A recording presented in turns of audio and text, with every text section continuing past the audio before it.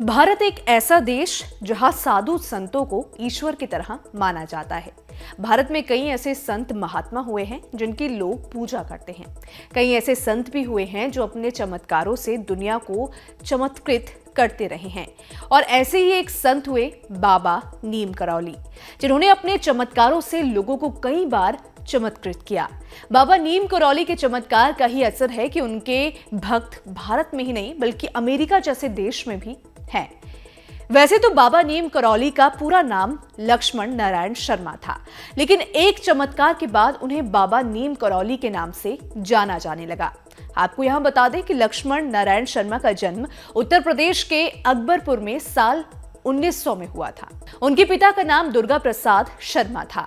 11 साल की उम्र में उनकी शादी भी हो गई थी, लेकिन उनका मन वैराग्य में लग गया और उनके साधु बनने के लिए उन्होंने अपना घर छोड़ दिया। हालांकि परिवार के समझाने के बाद वो एक बार घर लौट आए और इस दौरान उनके 2 बेटे और एक बेटी भी हुई। लक्ष्मण नारायण शर्मा से बाबा नीम करौली का नाम पढ़ने की कहानी भी काफी दिलचस्प है और इसका जिक्र मिरेकल ऑफ लव नाम की किताब में भी है।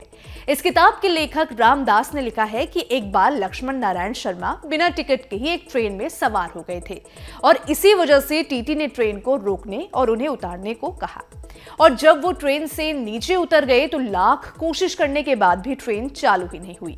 हालांकि जब रेलवे के अधिकारियों ने पूरे मामले की जांच की तो टीटी ने उन्हें पूरी बात बताई और जिसके बाद बाबा को तलाश किया गया और अधिकारियों ने कहा कि बाबा को ट्रेन में सवार होने दें। अधिकारियों के मानने के बाद बाबा भी ट्रेन में दोबारा सवार हो गए और ट्रेन तभी आगे बढ़ी जब बाबा ने आशीर्वाद दिया। इस घटना के बाद से ही उन्हें बाबा नीम करौली के नाम से पुकारा जाने लगा। बाबा के भक्त उन्हें हनुमान जी का अवतार मानते हैं। बाबा की प्रसिद्धि भारत के अलावा कई देशों में फैली हुई है। 1960 और 70 के दशक में भारत आने वाले कई अमेरिकी नागरिकों ने उन्हें अपना आध्यात्मिक गुरु माना, जिसमें रामदास, भगवान दास, संगीतकार कृष्णदास और जय उत्तल शामिल है। फेसबुक के संस्थापक मार्क जुगरबर्ग और एप्पल कंपनी के सीईओ स्टीव जॉब्स भी शामिल हैं। बाबा की लोकप्रियता का अंदाजा इस बात से भी लगाया जा सकता है कि पीएम मोदी भी बाबा के मुरीद हैं।